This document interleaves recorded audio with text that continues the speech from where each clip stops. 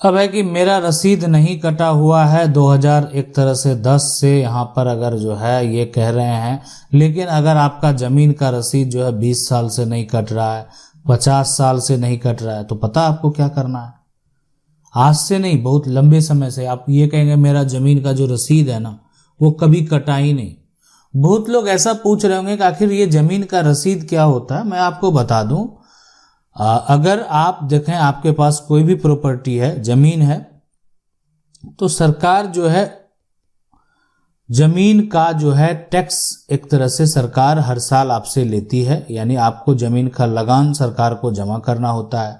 आप बोलते हैं कि यहाँ पर जो राजस्व है आप जमा करते हैं, आप बोलते हैं सरकार के द्वारा ये कर लगाया गया है, और ये सभी जो आप जमा करते हैं, लगान जमा करते हैं, राजस्व जमा करते हैं, कर जमा करते हैं, तो इसके एवज में आपको एक रिसिप्ट दिया जाता है। वो रिसिप्ट को यहाँ आप एक रसीद हिंदी में बोल सकते हैं। तो ये जो आपका रसीद है, जो आप कर देते हैं सरकार को, वो आपका रसीद है, वो कटना बेहद जरूरी होता है। ये इसलिए जरूरी होता है कि इससे ये साबित होता है कि वर्तमान में आप उस संपत्ति के मालिक हैं। अगर जिसके नाम से जमीन का रसीद वर्तमान में कट रहा है, मालिकाना हक आप ना सोचेंगे, वर्तमान में जिसके नाम से, वर्तमान में अगर एक तरह से रसीद आपके नाम पर कट रहा है तो वर्तमान में आप मालिक हैं। अब अगर कोई अपना मालिकाना हक का दावा करता है तो आपकी रसीद को गलत साबित करेगा, वो उसके पास दस्तावेज होंगे, तो वो उस मामले को लेकर न्यायालय में जा सकता है। तो लेकिन यहाँ पर वर्तमान सिचुएशन देखा जाए तो वर्तमान में अभी अगर डाटा हम ऑनलाइन चेक करेंगे, ऑफलाइन चेक करेंगे, तो जिसका नाम दर्ज होगा वही संपत्ति का मालिक कहलाएगा। तो ये कह रहे मेरा रसीद नहीं कटा हुआ 2010 से पहले से, है ना, कटा हुआ। अब मैं कैसे अपना रसीद जो है कटा सकता हूँ। देखें, अगर आपके पास किसी प्रकार का कोई सेल डीड है, मान लेते हैं आपकी ज़मीन की आपकी रजिस्ट्री है, तो आप इसको ऑनलाइन पहले आप अप्लाई करेंगे। ऑनलाइन अप्लाई करेंगे, आपके राज्य में जो है उसका पोर्टल बना हुआ है, उस पोर्टल पर आप ऑनलाइन अप्लाई करेंगे।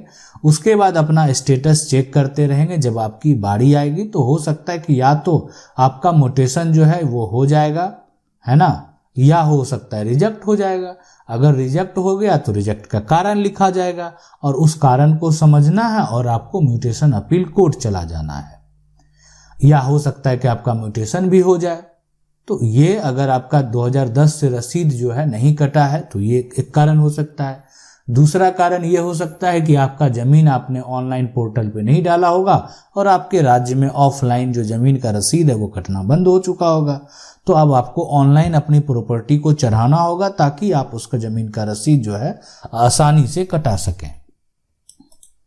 सवाल है सर, हमारे पिताजी ने पैतृक जमीन को हमारे बड़े भाई जो है के बीच जो है गिफ्ट कर दिया है, तो क्या रजिस्ट्री कैंसिल हो सकती है? नहीं, हमारे को हिस्सा मिलेगा या नहीं। ठीक है, यहाँ पर देखें तो बात है यहाँ पर पैतृक जमीन की। पैतृक जो जमीन है, ठीक है, और पैतृक जमीन जो है ये कह रहे हैं कि हमारे बड़े भाई जो है जो भी कारण होगा यहाँ पर जो है कि गिफ्ट कर दिया है, तो रजिस्ट्री बिल्कुल कैंसिल। देखें, आपका हिस्सा कोई नहीं ले सकता है ना। और अगर ऐसा कर दिया गया है, लेकिन अब रजिस्ट्री अगर हो चुकी है और रजिस्ट्री को अगर कैंसिल कराना है, फिर आपको रजिस्ट्री कैंसिल करने का जो अधिकार है वो सिर्फ सिविल कोर्ट को है। तो आपको सिविल कोर्ट जाना पड़ेगा और सिविल कोर्ट जाने के बाद जो है आप इस सेल डीड को कैंसिल करा सकते हैं।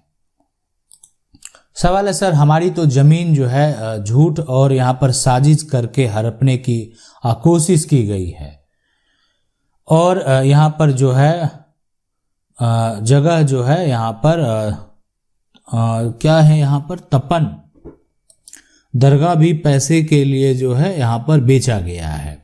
कोर्ट में सिर्फ पैसे की जीत होती है। हम 200 साल से रह रहे हैं। 1949 की परदादा की रजिस्ट्री है, मेरी मम्मी के नाम से नामांतरण है और हमारे सर्वे जो नंबर हैं अलग हैं।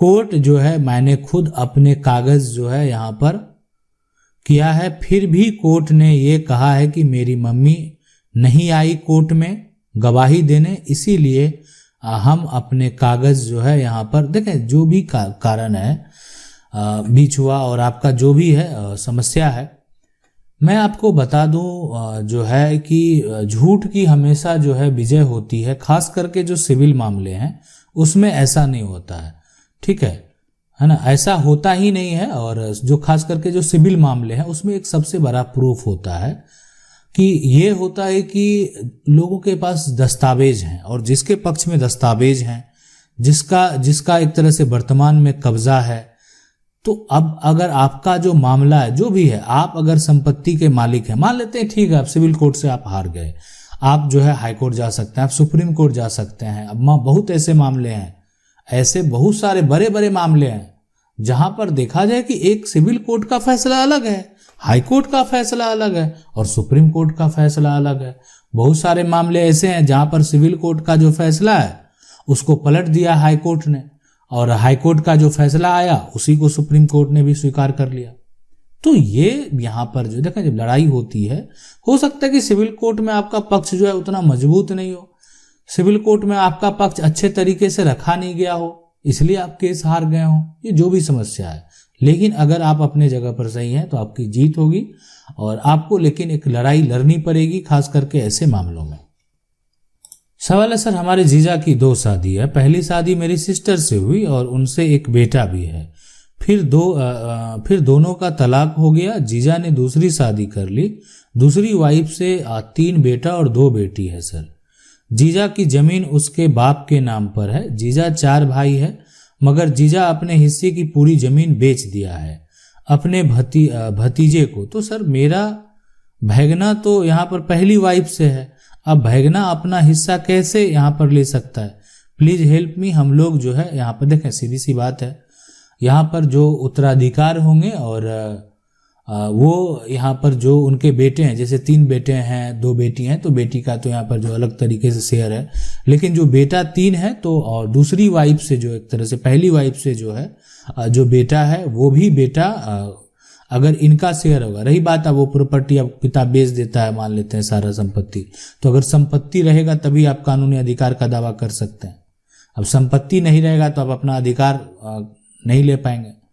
तो इसीलिए अगर मान लेते हैं 3 बेटा, हाँ प्रॉपर्टी बचा हुआ, मकान बचा हुआ, घर बचा हुआ, उसमें अगर आप अधिकार लेना चाहते हैं तो 3 बेटा दूसरी वाइफ से है, और यहाँ पर जो एक तरह से 1 बेटा यहाँ पर है, तो 4 हिस्से में ये प्रॉपर्टी जो है वो बढ़ जाएगा। अगर बेटी भी शेयर लेना चाहेगी तो उसको भी शेयर मिलेगा, लेकिन वहां पर बेटे से उसको आधा शेयर मिलेगा। सवाल है सर, महंत के नाम से खेत जो है और लेकिन जमींदार 1950 में बंदोबस्त जो है कर दिया अपने डिमांड को, और डिमांड ने 1954 में केवाला कर दिया है, तो कैसे होगा?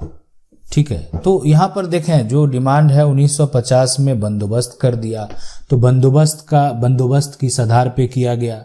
बंदोबस्त का एक आधार होना चाहिए, और आप अगर किसी प्रकार का दावेदारी करते हैं तो आपके पास भी प्रूफ होने चाहिए। अब उस प्रूफ को लेकर आपको पहले तो देखना होगा कि जो प्रूफ आप लेकर जा रहे हैं क्या उसका कहीं पर भी नकल मौजूद है कि नहीं मौजूद है। कल अगर भविष्य में अगर मान लेते हैं कोर्ट से आदेश आया कि इसको मैच करा कर देखा जाए कि जो आप दस्तावेज दिखाने जा रहे हैं सही है नहीं है, तो वो मैच होने चाहिए, कार्यालय में वो अवेलेबल होना चाहिए, वो मौजूद होना चाहिए।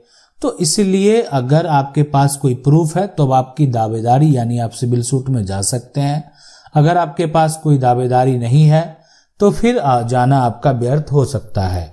अगर जो देखें जमींदार ने 1950 में मान लेते हैं जो बंदोबस्त कर दिया, बाद में उसका जो भी किया गया, डिमांड किया गया, केवाला किया गया, लेकिन 1950 से पहले का जो कहानी है अगर कोई उसका भी दावेदारी करता है और उसके पास अगर किसी प्रकार का कोई ऐसा दस्तावेज है जो कि 1950 से पहले कोई और इसका मालिक है तो असली मालिक वही कहलाएगा, अगर वो प्रॉपर्टी को 1950 से पहले बेचा ना गया हो तो।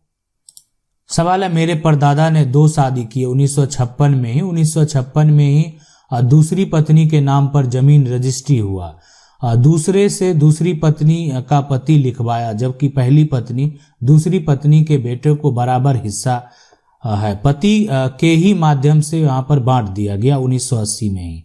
आज 2023 में दूसरी पत्नी का बेटा बोल रहा है कि पहली पत्नी का बेटा मेरा माँ के नाम पर है ये जमीन, मेरा ये तरह से 44 का डिग्री भी करा लिया है। पहला पत्नी के लड़के अपील किए हैं, क्या पहली पत्नी का बेटा को हिस्सा मिलेगा? जबकि 43 साल से कब्जा था। 43 साल पहले ही बंटवारा हुआ था। पहली पत्नी के लड़के क्या साबित करे कि हिस्सा पहला पत्नी के लड़के को भी हो। देखें, सीधी सी बात है, अगर उसके माँ के नाम पर जमीन का रजिस्ट्री है और जो दूसरी पत्नी है उसके नाम पर अगर जमीन का रजिस्ट्री है तो इस पर पहली पत्नी के बेटे का कानूनी तौर पर अधिकार नहीं होगा।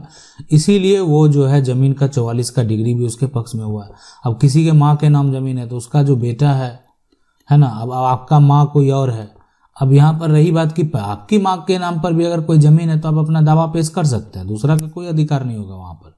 लेकिन जो संपत्ति पिता के नाम पर है वो उसमें सारा अधिकार जो है दोनों बेटों का होगा। लेकिन दूसरी पत्नी जो है, अगर दूसरी पत्नी के नाम पर कोई संपत्ति है तो उस पे जो है पहली पत्नी का बेटा का दावा जो होगा वो गलत होगा, वो सही नहीं होगा।